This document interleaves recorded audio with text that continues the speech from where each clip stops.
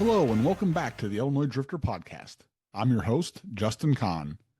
For today's episode, my guest is Edward David Anderson, who is someone I met a year and a half, maybe 2 years ago at Dannenberger Family Vineyards in New Berlin, which seems to be a recurring theme on this podcast recently, which is okay. Great place. Hopefully see some more shows there soon.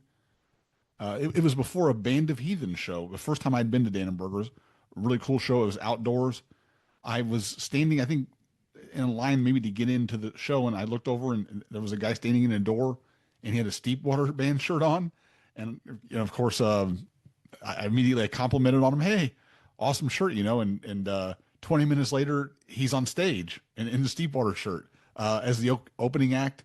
Just him, acoustic guitar, and a kick drum. And it really didn't take long. He sucked me in immediately. He was really talented. I didn't know the songs, most of the songs he was doing, but I was immediately drawn to them. And after the show, I talked to him, and it turned out he knew the Steepwater guys well. They'd played many shows together with his band, Backyard Tire Fire. When I found out that was the name of his band, I immediately was really intrigued. What a name! But weirdly, I have to admit, I didn't immediately go check them out. I think I might have put them on once or twice, but life and stuff happens.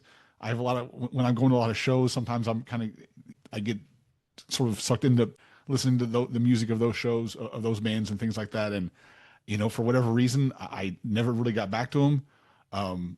But then when, the upcoming show with the podcast favorite, the Steepwater Band, was announced at FitzGerald's, which is where I first saw Steepwater Band in 2023, opening for Mark Ford. And I thought, I got to go to the show, and this is a good time to revisit Backyard Tire Fire and also Ed's solo stuff, which is really incredible. And now the entire Tire Fire library is not on iTunes. I think there's 3 albums on there. I would love to get my hands on the rest of them. I'm going to, hopefully I'll have some information about that in the future. But the 3 albums that are on iTunes are incredible, including the 2010 album that's outstanding, and then the more 2020 release. It was an EP that is outstanding as well. I'll have links and the names of that in the show notes, so definitely check that stuff out.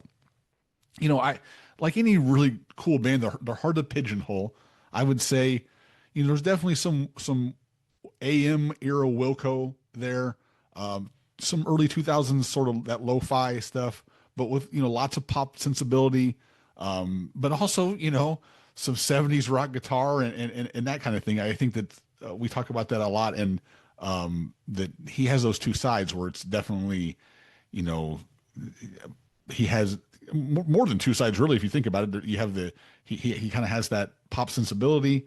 He kind of has, he can kind of give you that folk singer Springsteen vibe with some of his solo stuff, and then he can let it rip on electric guitar like as good as anyone. So I mean, that definitely a toolsy musician EDA is. So really great stuff. Also a great voice, good singer as well. So we had a really fun interview, and I'm going to go ahead and bring him in, and let's get to it.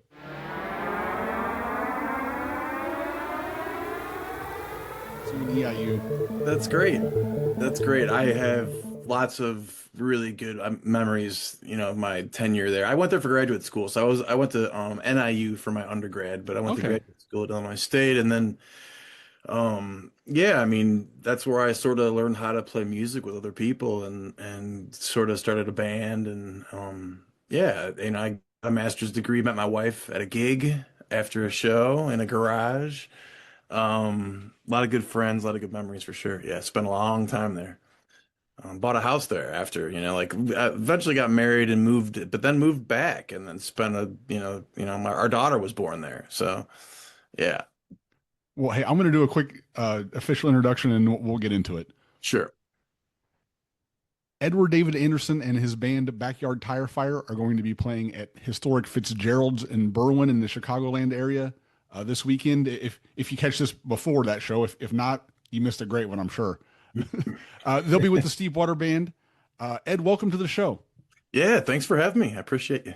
So I want to talk a little bit more about Illinois and things like that, but I know that you actually recently moved out of state. You moved to Wisconsin recently. Is that correct? Yeah, well, I guess it's over a couple years now. Okay. It's over 2 years we've been up here, and yeah, but spent a long time in the great state of Illinois, and was raised there, and I've lived in some other places after we were married. My wife and I, this is 25 years ago. We moved to Asheville, North Carolina, and spent a couple years there, and then we were in Athens, Georgia for a stint, and we were snowbirds for I think about 8 or 9 years. We went to Lower Alabama, Gulf Shores, Orange Beach area every year, and I would play music on the Gulf Coast, and so got around a little bit. But yeah, we settled up here in the Driftless region of Southwest Wisconsin. It's one of the most beautiful places I've ever been. Really, honestly, I'm sort of it's I sort of have a pinch me moments pretty regularly up here. It's absolutely stunning. I think it's sort of a little bit of a secret. I'm probably letting the cat out of the bag here, but it's really a gorgeous place to live.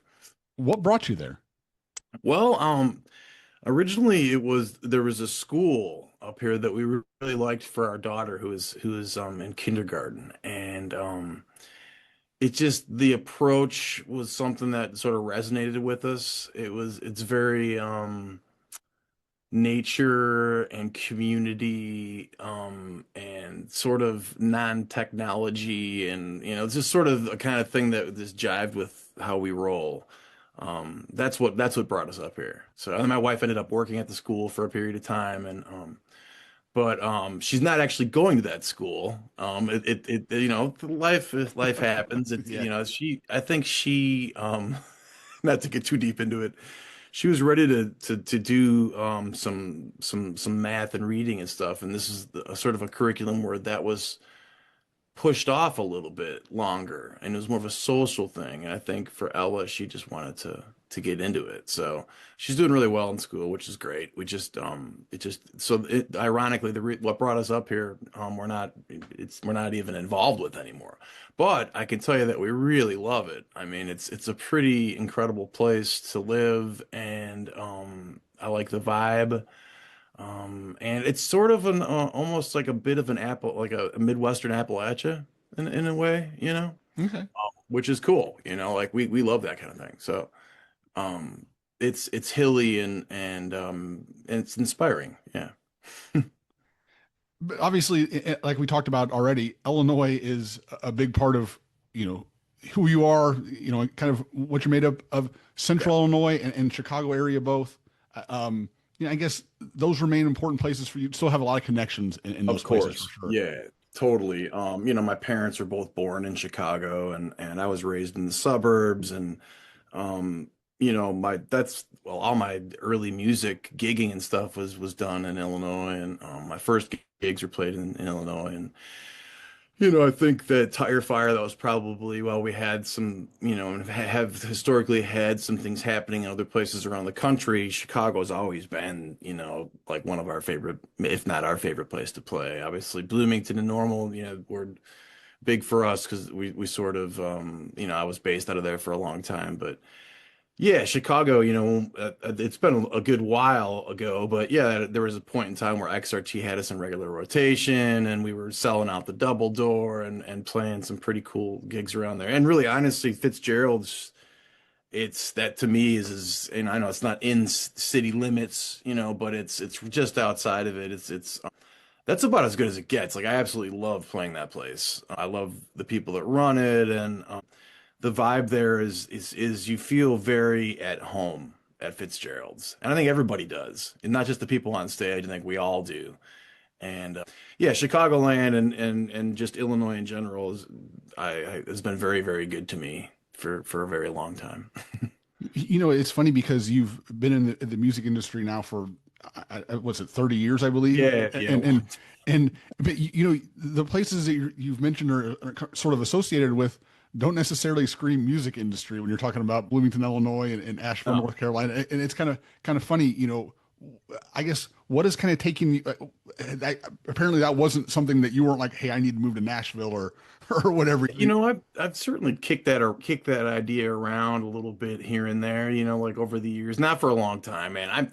I'm in a place now where I really I sort of joked with my wife the other day.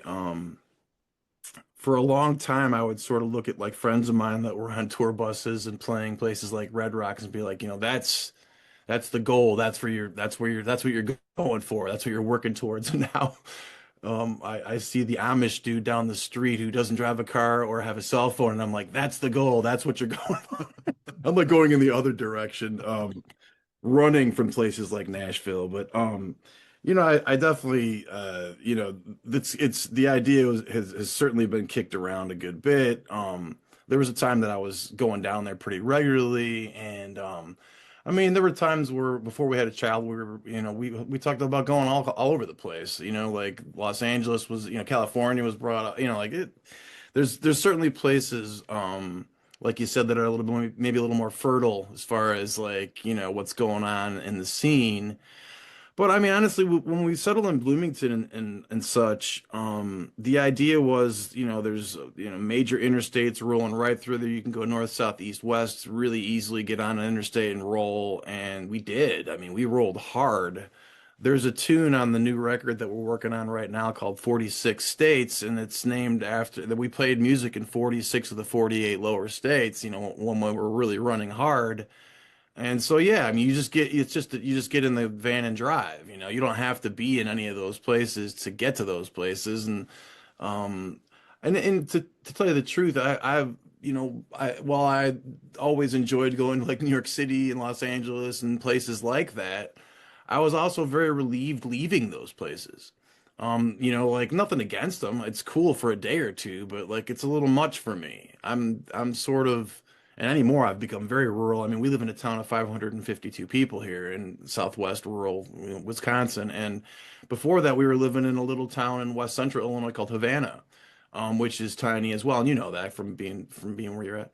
Yeah. So, yeah, I've gotten real used to always having a place to park, leaving my doors unlocked, and just I like small town living, and honestly, with technology and all that stuff, and the internets and all that, I mean, um, you don't have to go to New York City to still be exposed to the people who dig what you're doing that are living in New York City. They can, I could do, gosh, and in the pandemic and such, the live streams, I realized just how many people all over the place and were still digging what I was doing and wanted to support what I was doing. I mean, I hadn't been in New York City in years, and there's people, tuning in from all over the place. So, yeah, you can sort of be anywhere now. And I think it's sort of like that for most people. I mean, there's no real jobs, in like Viroqua, Wisconsin, where we sort of moved to. We're in a little town outside of Viroqua now that's smaller, but Viroqua's about 4,500 people.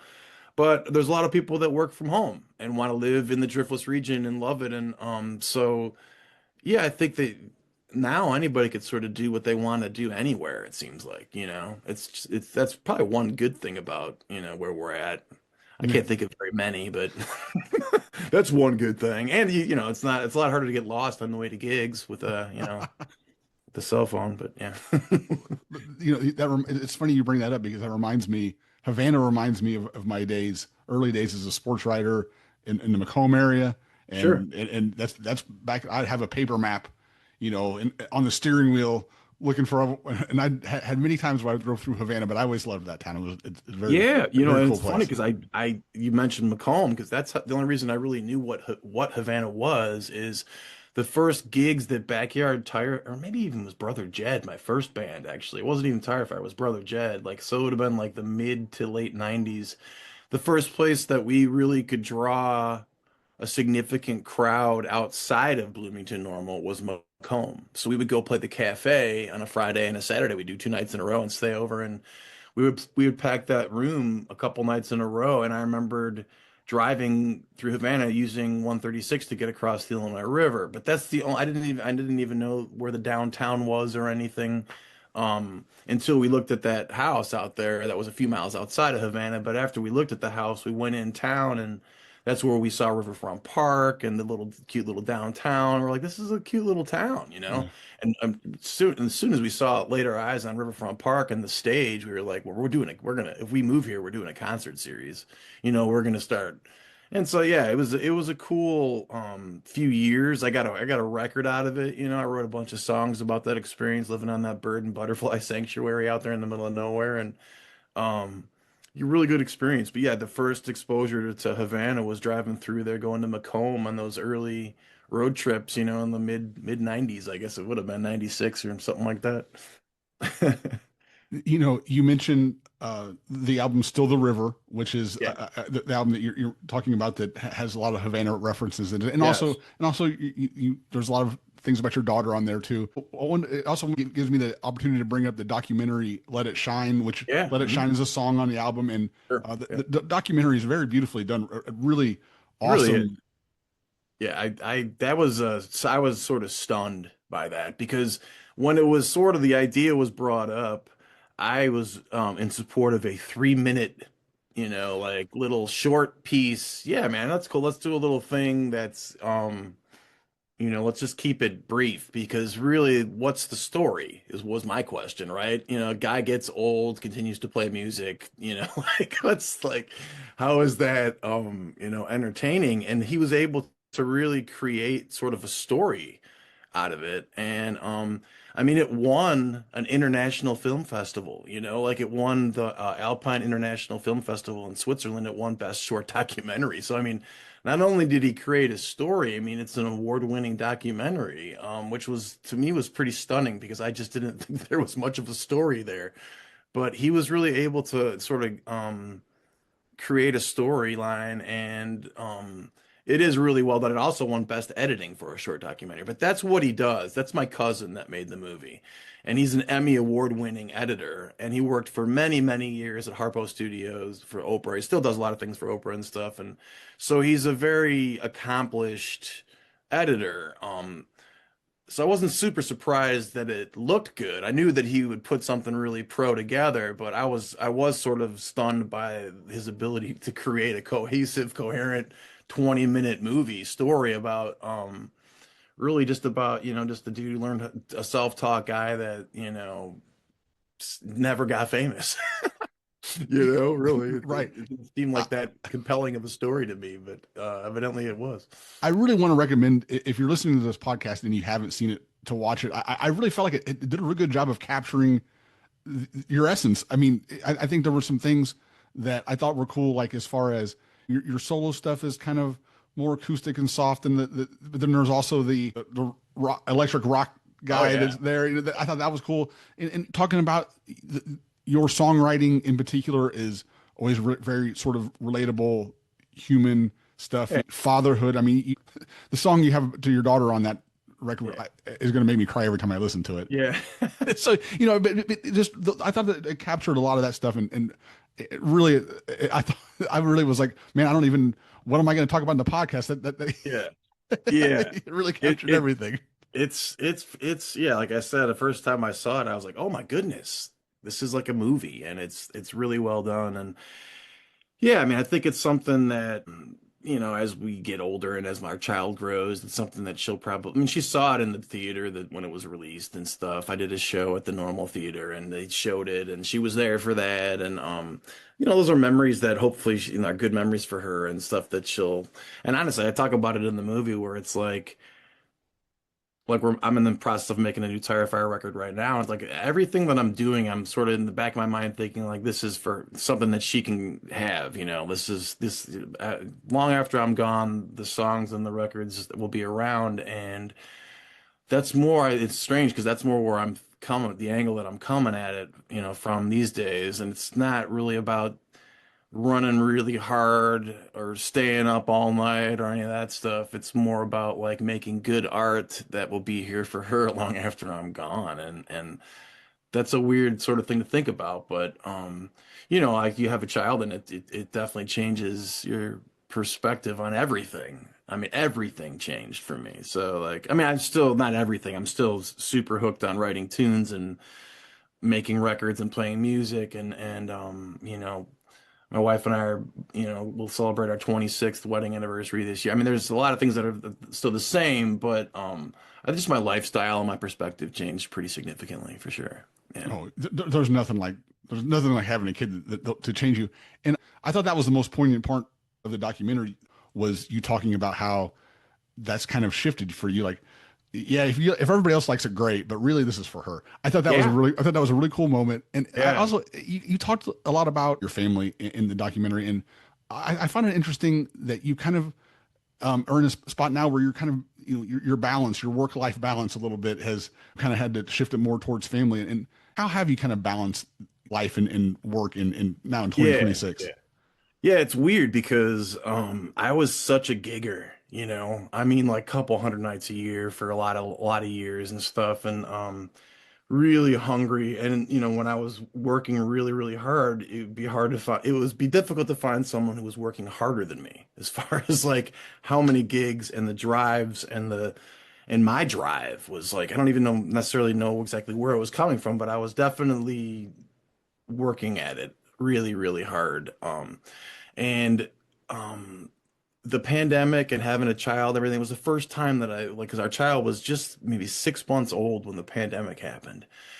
And it forced me to cancel. I just put a record out. I had to cancel my gigs. I had to cancel everything. Because the plan was really not to change too much because at that time, that was our only source that was of income. My wife had about a 10-year stint where she didn't have an actual day job, where she would help me and come out on the road with me sometimes. But like, it was all about gigs, it was all about working. And that's what was putting food on the table. And that's what I was going to continue doing. And then, the pandemic forced my hand. It basically said, okay, no, there's no gigs, so there's nowhere to go. And so also, this is what it's like to be home on a Friday night. I didn't know what this felt like. This is really cool. I actually kind of like this, like, wait a second, so and somewhere in there, I started doing like some talent buying. I work for Distill Brewery in Normal is a one of the few things that I have a couple different irons and a few different fires, but that's something that I enjoy doing. And I think they have a super cool operation rolling over there. And I'm proud to be a part of that team. And I learned how to sort of do that. I was always on the other end of that where I was trying to get the gigs. And now I book people that I'm friends with, on cool gigs, and stuff. And then my wife sort of went back to work once we moved up here, and like we figured out a way where I could play about like I don't know, maybe like I think the last couple of years I played just right around 30 gigs a year. So just over a couple times a month I average. And then it's supplemented with like distill and some other things and my wife working and you figure out like a way to make it happen. Because at a certain point I realized I'm not enjoying being away from my family very much. And I don't have anything to prove. I mean, I've already done it. I've been all over the place, and I mean, I maybe didn't get exactly to where I wanted to get, but honestly, if I did, then it would be I'd probably still feel like I needed to be out there. I mean, if there's money on the table, there are definitely places that I should be probably still going to that I'm not going all the way there anymore. But like, you get to a point where it's like, yeah, I can't get this time back with my family, with my child, and as much as I would love to continue to be building in certain places or even taking advantage of the work that I did in those places, I like being home, and that's just where I'm at, and I think that at some point she'll probably be old enough where she doesn't need me anymore, and then I'll be lost because I won't know what the heck to do.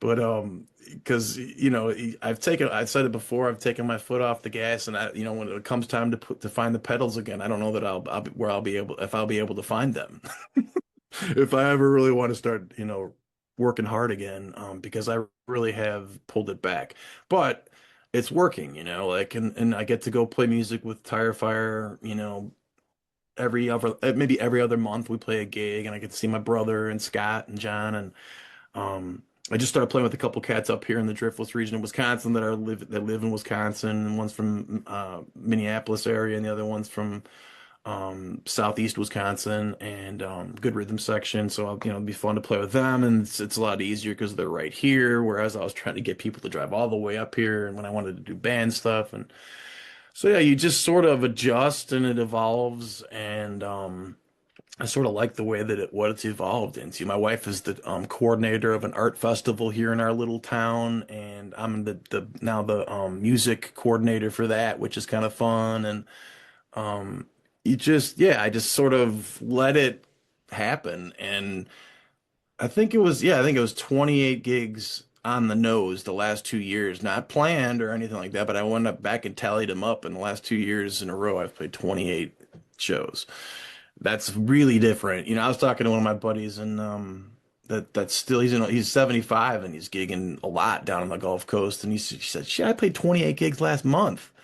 And I'm like, "Yeah, you're a bad man, dude." 'Cause I went out and did those Heathens dates.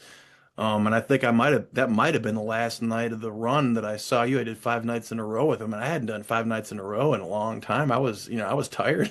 I was ready to see my family. And those were great gigs, with a great band where they're calling me up to sit in with them every night, and I'm playing to really nice crowds every night that are very, very receptive. And I was ready to go home. It was a great run, but I felt really good pulling into the driveway after that one. So yeah, it's been an interesting evolution, but I'm liking where we're at for sure. I'm going to take you back a little bit. Yeah. I know I know kind of how you started. I know, I believe you said in the documentary, your dad kind of showed you some chords and Yeah. you kind of, and then, but I just kind of wanted, I know your career hasn't, nobody's music career comes easy, but as far as learning to play music and be a performer, did that come easy to you, or was that something that was, Um, I think so, but I wasn't one of those people that right out of the gate was like a prodigy. You know what I'm saying? Like I definitely have a natural aptitude for, learning musical instruments and, putting songs together. But that said, I mean, there aren't very many songs from the mid 90s that I still play that I wrote. You know what I'm saying? Like there's certain people like you listen to Bob Dylan in his late teens, early 20s, and you go, or even Jackson Brown. I mean, he wrote These Days when he was 16 or whatever. And people like that. It's just so I'm sort of in awe of those sorts of musicians that had it like right out of the gate, we're just like, whoa. Or it's even like young guitar phenoms, like even like Marcus King or somebody like yeah. that, like do you see that's, when I first saw him, I think he was maybe, I don't even know if he was 20. And he was like, next level. And you go, how is someone that young that good already? Hey, it like everything for me, it sort of evolved, like where, at a certain point after a handful of years, you realize that, that you can do this, but, like this new record that I'm working on with Tire Fire and Steve Berlin from Lobos. I feel like it's the best material, and some of there's a couple tunes that, because I sent him a ton of demos and some of them were older songs and they got picked. I didn't tell him when they were written or whatever. He just arbitrarily, not arbitrary, I'm sure he had a focus and a plan with the songs that he chose. But I let him select the ones that he wanted to record, and he'll put them in the sequence that he wants to put them in. I mean, obviously everything that run past me, but I think it's the strongest thing I've done yet, and that's how it should be, it seems like, like I always you just want to get better and better and better, and I feel like I've gotten better, and you with the experiences that you go through, you learn, you become a better player as a an instrumentalist, but also I think that just from experience in life, you become a better writer and um or at least you should, in my opinion. I mean, I think maybe some people that experience huge amounts of success maybe lose that hunger, or there isn't the drive because you've already made it. I don't know, like for me, I've never really lost the hunger.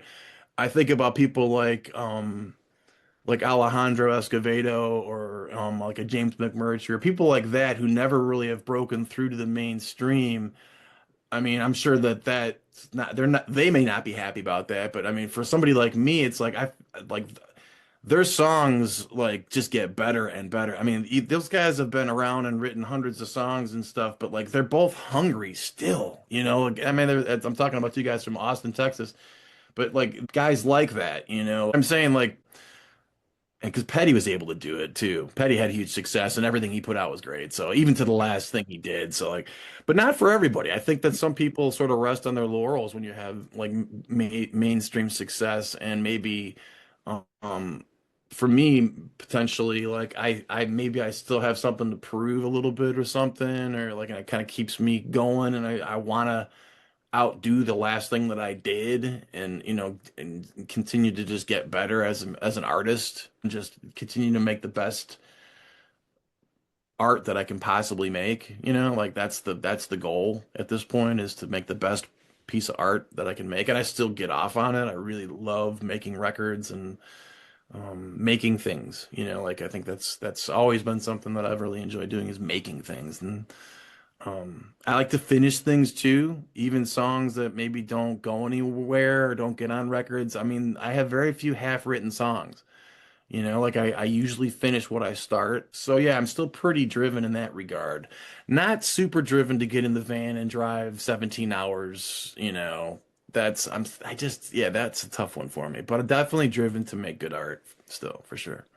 I think you make a good point. I think you see it more with independent artists where you see that continue to grow thing even past. Yeah, I think that maybe the industry to a certain extent can kind of sure. poison Sure. things a little bit with the more successful act. I mean, I know I'm sure people don't want that to happen, but sometimes when huge amounts of money get involved in things like that, I don't know. Yeah. I mean, it's hard to say, but it does seem like Yeah, maybe get a little lazy. yeah.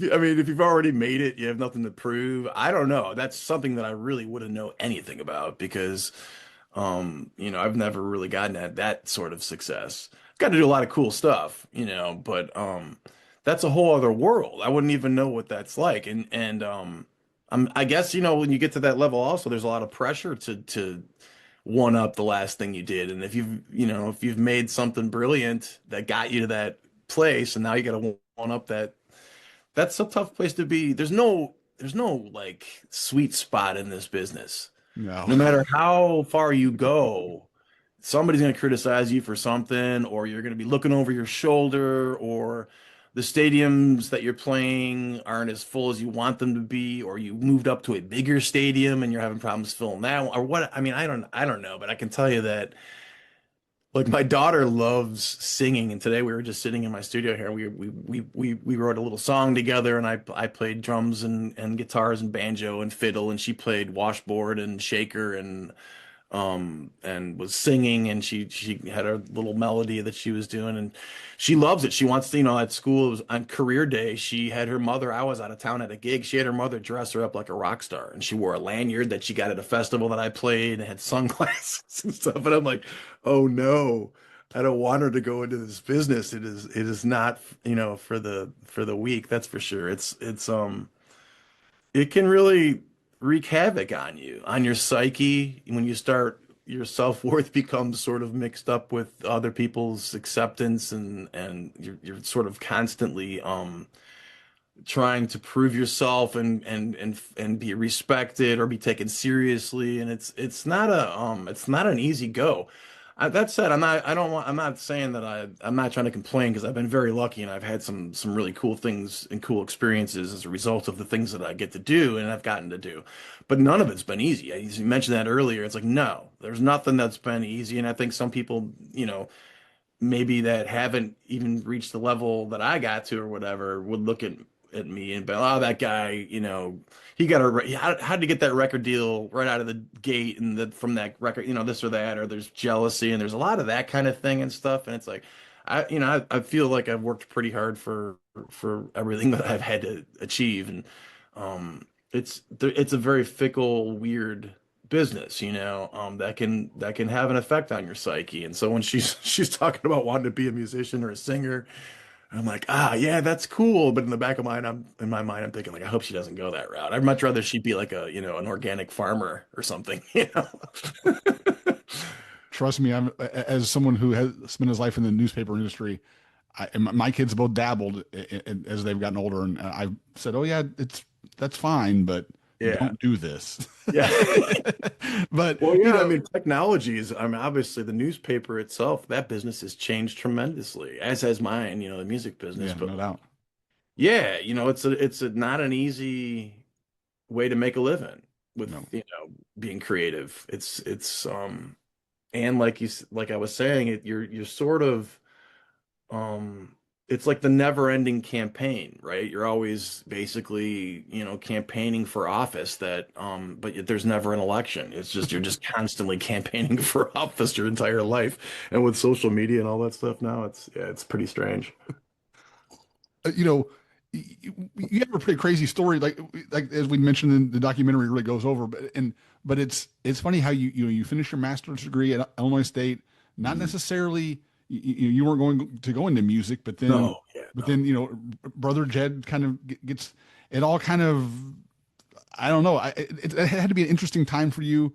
And what was the first moment when you thought maybe I'm going to do this? Yeah.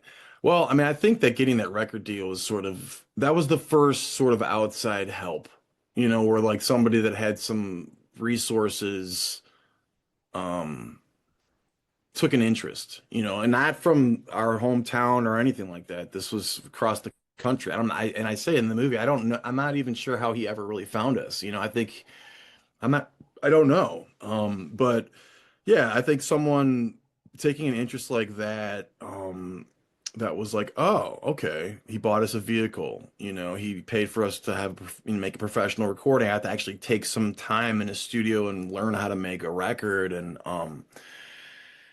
yeah, and the crowds were starting to grow a little bit, and but then that band disbanded, and then I was sort of on my own, for the first time out there in Asheville, North Carolina, and it took a while to sort of get Tire Fire going, and it wasn't until I guess it was about 5 years after that band, Brother Jed, broke up, where there was another person that came into my life, a manager who was super motivated and smart and definitely believed and saw we had to play a gig in Chicago at Martyrs, and he was there, and that was like sort of a changing thing, and getting that person on board, even sort of like rekindled. And I mean, up to that point, I mean, there was probably a couple of years there I was thinking like, do I need to like start using this degree?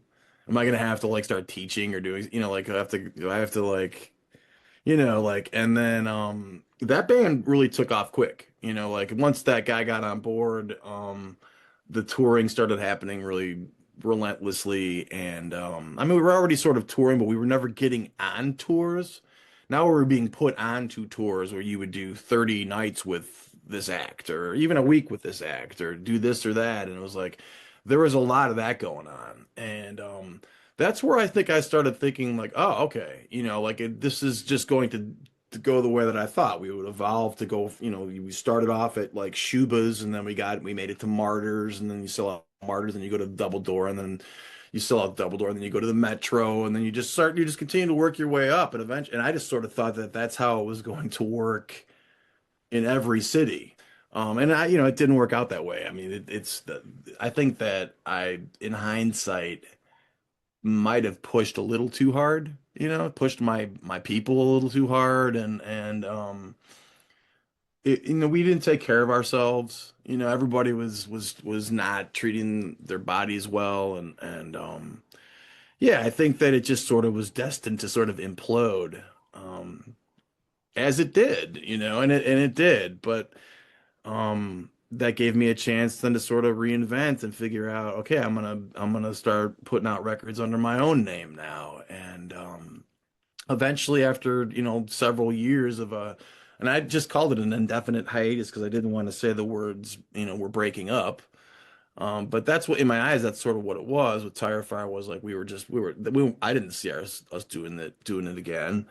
And then I think it was 8 years later, I started missing my, playing music with my brother and all that stuff. So, now we get to do it in a little bit different of a capacity. Every show is a celebration. Every show is sort of like an event.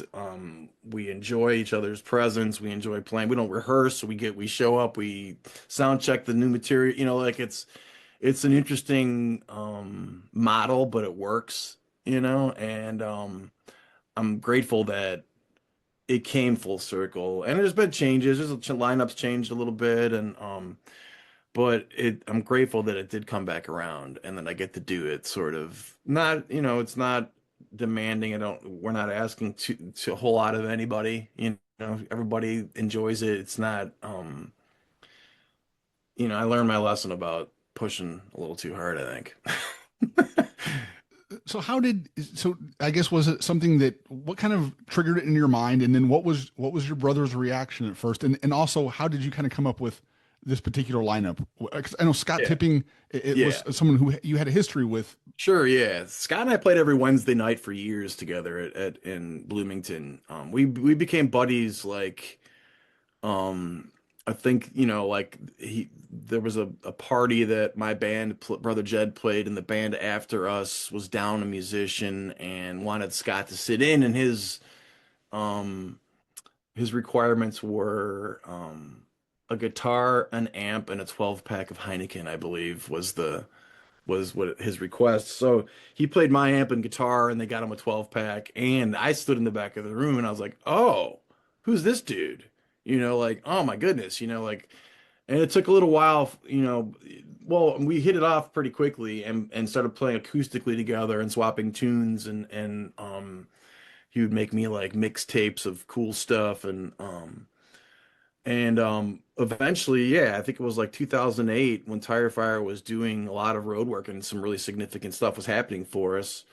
He started coming out and being like our touring guitar player. Like, he was never really officially in it, like we made the records without him, like it was like but he would come out and help us cover the parts and stuff um, and it was great. He was a great addition, an easy guy to be around, fun dude, great musician, like added a lot, brought a lot to the table. He's one of my best pals, so it was cool. And yeah, I think that, like once I started getting it in my mind that like I was missing my brother and wanting to be around him more, and that I was also missing the songs too. Like I never played any of that material, and we had made like eight or something records or something. Like there was a lot of songs that I'd written that I cared very deeply about, specifically when I wrote them, I sure did. And then I didn't touch that material. I made a sort of, well, I also had sort of a bad taste in my mouth, but I made a concerted effort to like, establish myself by not like just playing all those tunes, by like writing these new records and stuff, and I wanted to, but I started missing some of those songs too, like it was an easy thing to pull off without even really rehearsing. It's like, all right, hey, let's play these 18 songs at this show, and then everybody's got professionally recorded versions of those songs, from all the albums that we made, and people would just do their homework and show up ready to play, and that's how we started playing again. It was like, let's do these tunes.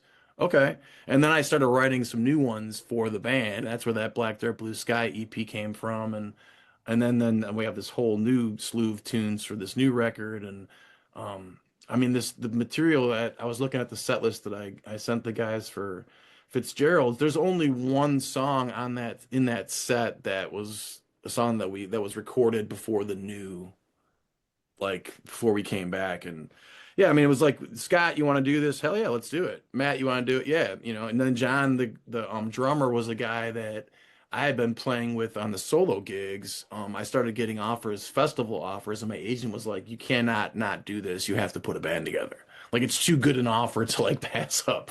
I was like, okay, so I called John, our drummer, and he had been someone who I had looked up to for many, many years, and was always like, if I could ever get him, if I could ever play with that guy. I remember thinking, even like when I was just first starting out, seeing him play at the Metro with his band, the Spelunkers and stuff, and he was in the Something Brothers and like these bands that were like, the sort of heroes to me, So when I asked him if he wanted to start doing some of these gigs, with my solo band, he was like, "Yeah," and I was like, "Really? Oh, okay, cool."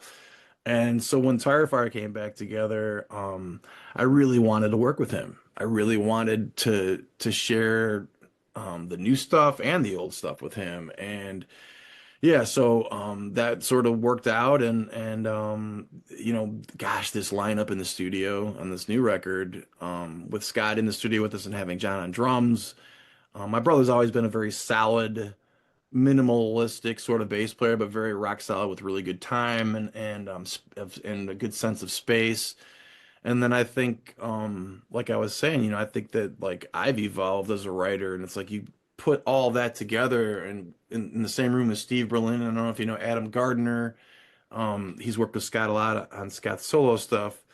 And he was in Nashville for a long time. He engineered the record and plays keys and stuff. And it's a really, I mean, like I obviously I'm biased because they're my songs and it's my band, but like I think it's a pretty special album that we're putting together right now. Like like John, our drummer, as you would get the roughs, he's like, this stuff is blowing my mind. He would say, as the roughs would be coming in, it's a really cool recording with some really great tunes and performances. And Steve, Lobos, one of our favorites, getting to work with him. He's a brilliant, brilliant man and a good human. And his musicality is just next level. And yeah, it's a really cool record. So like, yeah, I'm pleased that that lineup came together the way it came together, and that everybody was on board.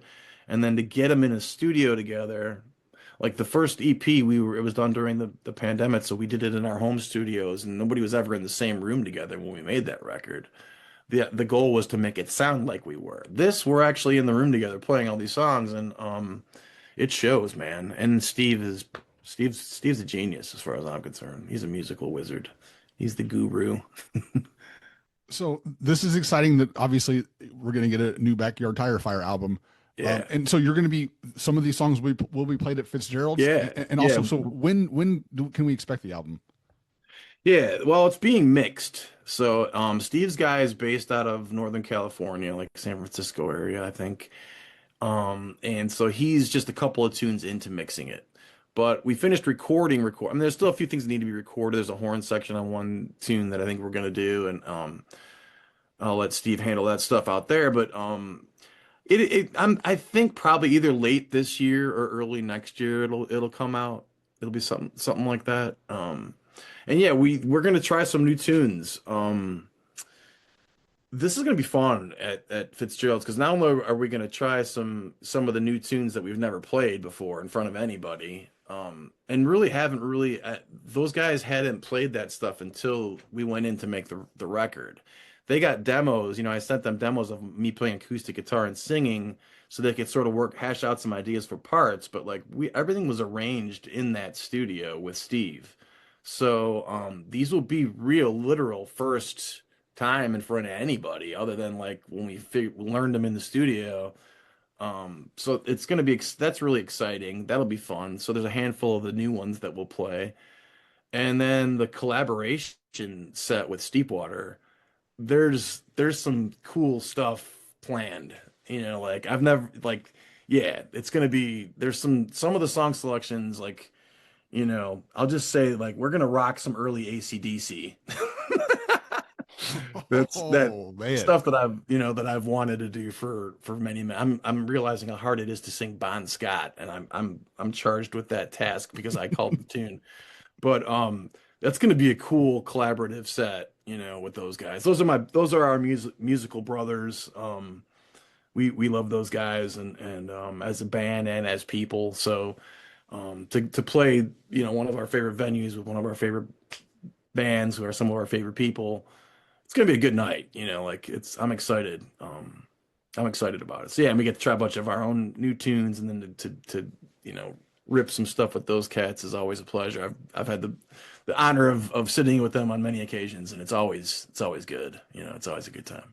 That's going to be great. And I knew when you said that you were doing an AC/DC song that Jeff was like, no, not me. Because I know we always laugh because he has a group of guys he plays with, and they'll throw Led Zeppelin songs at him. He's like, I'm not going to be out there screaming like Robert Plant. Don't. It's funny. I've never done a ton of Zeppelin, and that's why, because it's hard to sing that. And it's same with AC/DC, and I love both of those bands, but like, that's one of those things you learn as you grow. Like, you can't cover everything you want to cover. Like, not everything's in your wheelhouse, and you figure out what is or a way to do it. So I'm sort of working on my phrasing with this Bon Scott tune, and but I think I can pull it off, and definitely the band's gonna kill it. Like it's gonna be, and there'll be like it'll be a four guitar attack because it'll be me and Scott Oh with my Eric and gosh. Jeff. I mean, it's gonna rip. That right there, you just said four names right there, and I've seen all four of you guys rip before Yeah, many yeah. many times with the Steepwater guys, and I've seen Scott sit in with Steepwater, and yeah, that's going to be a blast to watch. Oh I yeah, it's cannot gonna be wait for that. Gibsons everywhere. It's gonna be good. Yeah, it's gonna be like a guitar Mageddon. It's gonna be rock and roll, man. And we were talking about like acoustic stuff and like the new record that I put out, Still the River, and I love, that kind of thing. That's sort of like one of my buddies, like that's kind of like you're in like your Springsteen, Nebraska record, where you're in a room by yourself, and that it, like. But I think I'm most comfortable like with a Les Paul and some volume and band behind me. That's probably where I'm at my best, So um, it'll be really fun to do a set and then to hear those guys rock and then to get together and do some stuff together. It's gonna be a really good time. You mentioned your solo work. Now you have a show in late May at Distill, correct? Is that a solo acoustic show or? No, that's a little trio thing that I do. Okay. John from Tire Fire plays drums, and then my friend Stevie, she's a music teacher in Normal, but she's also like a really talented multi-instrumentalist, and she sings, and we got a pretty good rapport with our voices, and she doesn't do a ton of gigging, but she's kind enough to come out when I make the call and haul the upright bass out for some acoustic stuff, and then she's got an electric bass and she rocks too, and John and I have a good rapport, At this point, we've been playing many years. I guess it's probably almost 10 years for John and I together. And yeah, it's a cool little trio that does a lot of times we'll sort of come out doing like the acoustic-y kind of thing where Stevie will play upright and I'll play acoustic and John's more on brushes and hot rods and stuff. And then like maybe the first set will close with some more rock and roll kind of things where we go electric, or maybe we'll just play an acoustic first set and then the second set will be like we'll come out swinging and do like a trio, rock and roll trio kind of thing. And so it's an opportunity for me to sort of like dip into like all these solo records that I made that like I don't play a lot of those arrangements that often. Tire Fire doesn't really do a whole lot of that stuff. There's a couple of them that we do at this point, but I'll play a lot of them by myself. I'll play those songs when I'm just playing solo acoustic and everything. But I mean, man, there's some serious arrangements on some of those records. One of them was with Steve Berlin, my debut. The second one was with Anthony Crawford, who was in Neil Young's band for many years and Steve Winwood's band for many years, and that's got some really great arrangements. I did one. I recorded Chasing Butterflies and Muscle Shoals, and all those guys are badasses. And the lady that did the string arrangements is brilliant, and that's a very arranged album as well. And on Still the River, I played all most of the instruments myself, but like there's arrangements, So like when I do the Black Dirt Revival thing with Stevie and John, it's a way for me to kind of get to dip into those arrangements. And obviously we don't have all of the instrumentation, but to have a rhythm section at least and to be able to sort of like do those songs the way that I visualized them in the studio is a treat, So that'll be fun. It distills sort of my little hometown thing now. I'm booking it for I guess 4 years. I think I've been working for those guys. So that's a really fun gig for me. So that'll be at the end of May.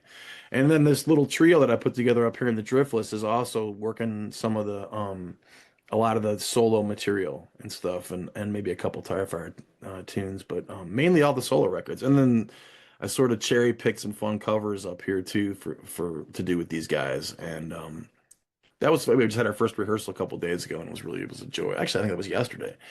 So we've got a gig. I don't know what to call the band yet. I'm just calling it Edward David Anderson and Friends. It's sort of generic. But we have our first gig coming up here in Viroqua on May 2nd, which will be fun at this little tap house called the Woolly Bear. And yeah, it's cool. And then my Dead band's coming up here to do something in Viroqua. It's called Live in Viroqua, and that's June 6th. And that's like my little thing is called Alabama Getaway, and it's some of like the got first bass player from Brother Jed essentially, and some other friends of mine, and we it's sort of an edgy rock and roll kind of thing, but we do Dead tunes and some Allman Brothers and Little Feat and stuff like that. I get that those guys are coming up again. We've done one show up here, and we don't do a ton of shows. That was another one of those things where it was like I had an offer on a festival, but there was a radius clause, and so I was like, I'm not doing this festival. It's too good a gig to like. And so I was like, I'm going to put together a dead band with some phone calls and tell these guys, these four dudes, if they accept my invitation, these are the songs, and we're going to show up without rehearsing, and we're going to play this festival slot. And it was really fun, and it went really well. And so now we also play just a handful of gigs a year. So that's a fun little thing to sort of have in my back pocket too. Because I love the Dead. I was sort of, like that was seeing the Dead in '89 at Alpine Valley was my first experience, and it was pretty life-changing. It was like, oh, okay, huh. I mean, it turned me on to jazz. I mean, I didn't really know much about improvisation. It sort of turned me on to jazz and got me to I liked the Almonds, but I hadn't really focused on Fillmore. I knew their hits and stuff, Right. and Yeah. it sort of got me more into the Almonds, and with the Dead Almonds came Miles Davis and John Coltrane and stuff like that, and opened my eyes because I was raised pretty Beatles, Stones, like radio, rock and roll. I didn't know much about improvisation, so I enjoyed getting to do that Dead stuff with those guys. That's a pleasure. That's a really fun gig. Yeah, I would love to see that in Central Illinois Yeah. sometime. So yeah, definitely. We're playing Distill, Oh, so you it'll guys. be. I Oh, think it's great. August. Maybe August 9th or so, August 8th or 9th. One of those. It's the still does something called Deadhead Days every summer. And it's like a dead theme because they have like IPAs that are Deadhead Sure. Yeah. IPAs, Yeah. it's one of their brands. So we do a Deadhead Days, and Alabama Getaway is a staple on Deadhead Days at Distill. And it's like the first weekend in August or right in there. So it's like 8th or 9th or something like that. Yeah. So yeah, if you're around, come check it out because it's a fun gig. Yeah, Yeah. definitely. And I have my friends from Sunshine Daydream who are great too They're from the great. Springfield area. But They've I played would it. love to give me all the Dead show. Give me all the Yeah. Dead tributes, man. I love it. Sunshine's great, man. Those guys do a really good job. We've had them at the brewery several times, and Yeah. they've played Deadhead Days. And that's where I actually first got to see. I mean, I had seen video when I booked them and stuff, but I hadn't actually experienced one of their shows until my Alabama Getaway did like a little. One of our guys couldn't make it, so it was like a guitar duo with our drummer was on a cajon, so our bass player was at Beatle Fest actually in Chicago that weekend. And we did a set right before Sunshine, and I got to catch Sunshine after that. And I was like, oh, I mean, I knew they were really good, but like seeing them live and stuff was like, oh, these guys do a very, very good job. I mean, they do that stuff justice, but they still have their sort of their own way of doing it too. It's Yeah. not like super copycatty kind of thing. Like they have their own approach, and I enjoyed it. And the Allman Brothers spin off of that Blue Sky Revival. Have you seen those guys yet? I haven't, but I'm definitely planning They're to for really sure. good too. I mean, they did a really nice job too. So we had both of those bands at the brewery just, like maybe a month or two ago. Yeah, yeah. I wasn't able to go to that show, but I did see that, and I had just seen Sunshine. I think I had something else going on that night, Yeah, but yeah, yeah. Yeah, those definitely. guys are really good. They're really good. And I love me some Dad. I'm sort of a sucker for that kind of thing. Like it's just great songs.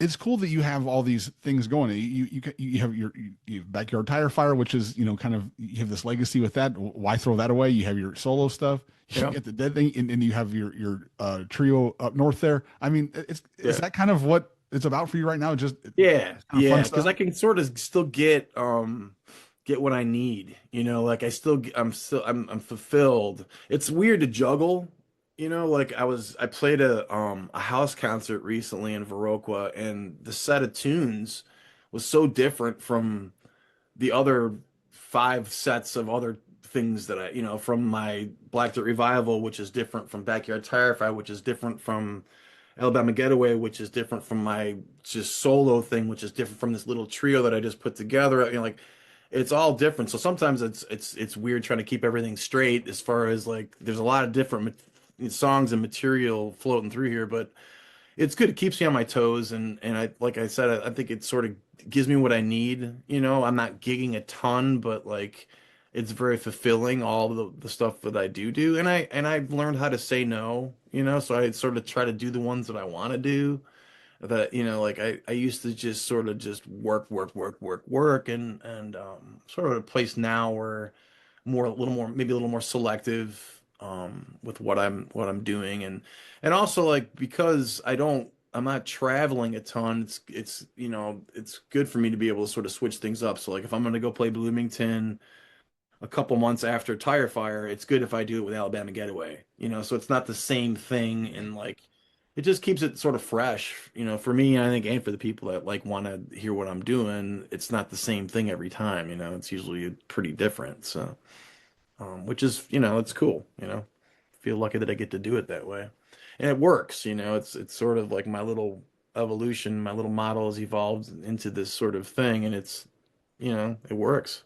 So, Well, Ed, I really appreciate you coming on the show. This was a lot of yeah. fun, and I feel like you have so much going on that I definitely will have you back sometime. And I hope you'll come Yeah, back on. man. You'll I consider probably coming back ran on. my mouth. I didn't even let you talk at all. But I Nobody wants to hear appreciate what you I have to having me say. on, and you didn't have to ask too many questions. I just kind of ran my mouth. But yeah, I would love to chat more and talk to you more about any of this stuff. It's fun to talk to someone who I know loves music the way that you do, and I appreciate that you wanted to have me on, man. And will you be at that show at FitzGerald's, I or? absolutely will be at the show at FitzGerald's. In Well, fact, I will see you in a week, yeah, less than a week. Yeah. can't wait. It's funny. The first time I saw Steepwater Band was at FitzGerald's a couple years back, opening for Oh, Mark nice. Ford, and Oh yeah. a show they still talk. Those guys. That was a really big show for them, and it was a really One of awesome my night. And all-time faves, man. Mark Ford, those that's like the best era of the Crows, man, with Eddie Harsh and Mark Ford. oh yeah, yeah. Foreman. No, Yeah. no doubt. You talk about a band that hit it young too. That had that's what I was thinking of when you were talking about that. Was this couple of guys that hit it real young there and had Yeah. that and have kind of had their ups and downs trying to live up to that over the Yeah. years. They did have it young though, man. I mean, you think about they were, like Rich was like a kid, but I Oh mean, yeah, they're writing some incredible stuff. And there's people, and just real quick, there's people that are sort of anti, new incarnation of the Crow. I love it. yeah. I'd like you do what you have to do to maintain and to be able to do it. And if that's how they can do it, then good for them, because without them, there's no songs. So it's like, I think the new incarnation rocks too, dude. I like the recordings and the stuff that I've heard live is smoking. So it's like, while I do love the incarnation of like the Amorica, Three Snag, all that, and the Southern musical, like that's the sweet spot. I have no problem with how they're doing it now. I think it's great that they're out there kicking ass and making rock and roll music together, and that they can live with one another. And if that's whatever you got to do to make it happen, like I'm happy there's a Black Crowes. I don't think those guys get enough credit for the fact that they've put it together and stayed together now for it was 2019, so we're talking about 7 years now. And Yes. say what you want, and I do like the new music. I think it took them a while. I like the new album significantly better than the previous one. I think it's really good, and I think they Yeah. kind of found something there with it. But it's funny because they're not they didn't want to keep making the same album over and over again, and Of I course. respect Yeah. that. Yeah, I do too, man. I think it's great. I'm happy they're doing it. I really am. I give them a lot of credit for, and they sort of, you're right, it was 2019, so they had like, the pandemic came in there and foiled it sort of, and they Yeah. still have risen. They're able to like take that punch to the gut and come back too, and yeah, I'm a fan for sure, man. Yeah. And I really appreciate it, man. Yeah, man. All right. Well, hey, take care. We'll see you in 6 days. That's right, man. All right. Take Thank you for listening to the Illinois Drifter podcast. Be sure to check out Illinois Drifter on YouTube at youtube.com/@Illinois Drifter. When you go there, please hit subscribe. For past episodes, show reviews, and other goodies, go to illinoisdrifter.substack.com and subscribe there as well if you haven't already. There's much more to come on Illinois Drifter. Lots of show reviews, interviews, really fun stuff. Thank you for listening. And If I could freeze this moment, I would. All right.